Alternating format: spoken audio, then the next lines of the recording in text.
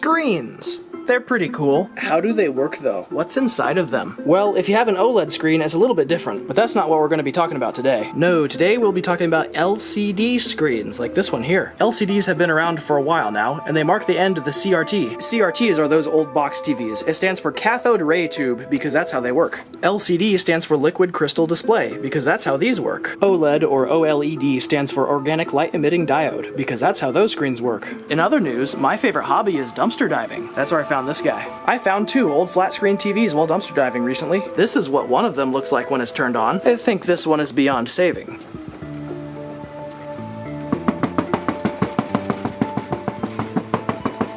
This one, on the other hand, the screen is fine. The only problem is it won't stay powered on. It flashes that screen and then it dies. I've had the idea of taking something apart just to disassemble the LCD screen for the fun of it, and I thought this would be a good candidate for that. Even if I don't end up fixing it, it would still be cool taking it apart for science, and I figured I can take you along with me. This thing is a little bit big, and my table is a little bit crowded, so this is gonna have to be a floor operation. Hello, this is my floor.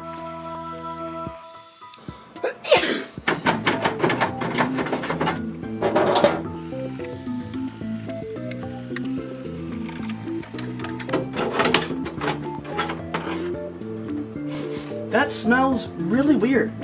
Like, it smells almost like candy. Here, smell that.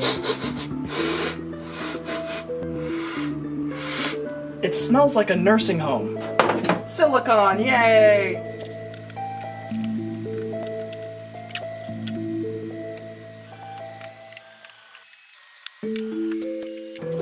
Now this comes off.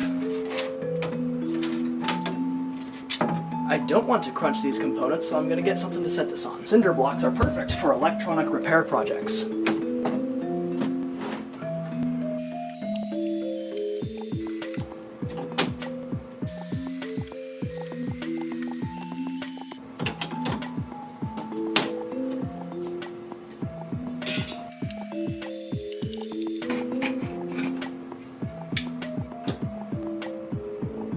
This is an LCD, and these are the many layers behind it. This LCD screen is a little bit different in its anatomy from the last one I took apart. The last one I took apart, which was on a much smaller and probably newer monitor, only had a row of LEDs on the bottom, and it had a glass layer that spread the light evenly so that it would radiate evenly, but it was only one small strip of LEDs.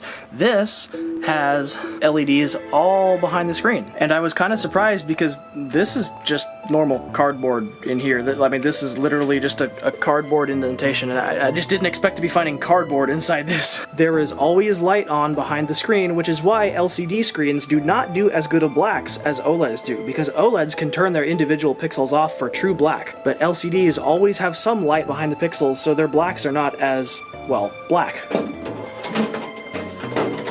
This next layer, at least according to Google, is called the diffuser plate. I don't know why it's specifically called the diffuser plate, but basically I assume its function is to spread the light evenly, so instead of having light, you just have light. This next layer, I believe, are called the diffuser films. They are technically transparent, but they aren't very see-through, but that's okay, because we don't need them to be. Previous LCDs I have taken apart had a lot more than just one film there. They had like 3 or 4. So I'm actually surprised that this thing only has 1. I don't know why that difference is. And this is the LCD itself. It's many layers in and of itself. You can see right there the top layer.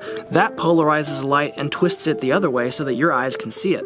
If you take this polarization film off, you can't see what's on the screen. Just like this laptop that I've massacred here. I took the polarization film off the screen, and now it's just blank white. Except, of course, you look at it using these polarized sunglasses. Except they're polarized at a weird angle. But you can see that the screen still works. This is actually really cool, and I find it highly amusing. Anyways, it is hard for the camera to see these different layers, but I can see them with my naked eyes. Wait, why are my eyes naked? But I can see them with my eyes. Below that polarized film is the actual glass layer. That is what actually breaks if you shatter this thing. It is a layer of glass that has little packets of liquid crystal material, which is why it's called a liquid crystal display. As different voltage is applied to each pixel, it lets different amounts of light through, and each pixel is made up of different sub-pixels that have different colors, kind of like stained glass windows. That's where you get your red, green, and blue, and they combine those to make different colors. Anyways, picture it like those stained glass windows have shutters on them, and those shutters shutters could be opened or closed to let more or less light through, and that's how they shut off the green and blue subpixels if they want to display something red, for instance. It is a very cool, very compact, very complicated system that is also very breakable, unfortunately, because it relies on glass. Anyways, I don't think the camera can see it, but there is another very thin layer behind that. I believe that's another polarization film, and that glass display itself, I think, has a couple layers to it technically. I found a chart you can look at that explains it better than I can. I'll put it on screen. Anyways, here's it turning on. The middle layer isn't working, I just realized. What? They came on for just a second there. Anyways, theoretically, you could probably get a different colored light diffuser and then make a TV that only displays in reddish colors. Anyways, let's put the LCD back on and see if I broke it or if it still works. Hey, the screen still works! We haven't ruined it! I wouldn't have been able to do it without this fuzzy. He helps me with all my projects. Somewhere along the line, somehow, we damaged the LCD. I was also not able to fix it anyways, so we've got a TV that is of no use to us, which sadly means I'm gonna have to take old Yeller behind the woodshed. I'm sorry, Emerson. You were a good TV while you lasted, but I'm gonna have to put you down.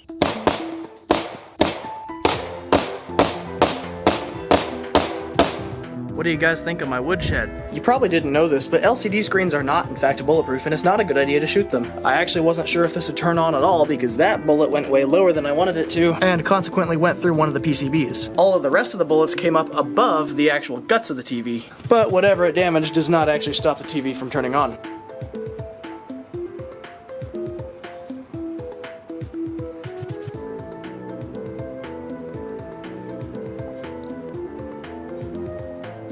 Here's a smaller LCD that I've already taken apart before. You can see it's not in the best of working order. This one has some more layers to it, so I figured I'd show it off too. And if you're wondering why it's so beat up, it's because I scraped all the polarization layer off the outer edge. You can even kind of see the two sheets of glass pressed up against each other.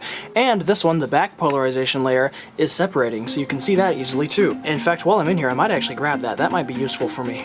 Oh wow, that comes off easily. The actual LCD is completely transparent, and holding it right up to the lens of the camera is about the only way I can get it to focus on the individual pixels there.